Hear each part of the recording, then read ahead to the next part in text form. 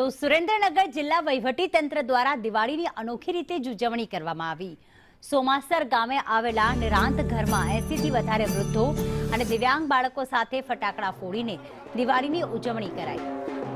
સંસ્થાના વિદ્યાર્થીઓ અને નિરાધાર લોકોએ મેદાનમાં સુંદર રંગોળી અને દીવડા પ્રગટાવીને દિવાળીની ઉજવણી કરી હતી।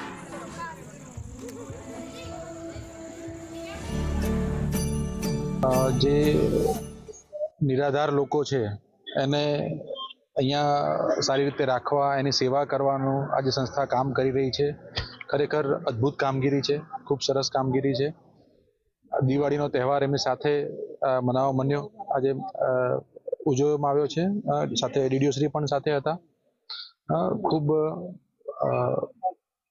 આત્મીયતાની લાગણી સાથે ખરેખર સંસ્થા અને ખૂબ ખૂબ અભિનંદન આપવા માંગુ છું। આજે નિરાંત ઘર સંસ્થામાં અહીં જે નિરાધાર માનવીઓ રહી રહ્યા છે એમની સાથે દિવાળીનું પર્વ ઉજવવાનો મોકો મળ્યો છે, એ બદલ હું મારી જાતને ખરેખર સદભાગ્યપૂર્ણ સમજુ છું।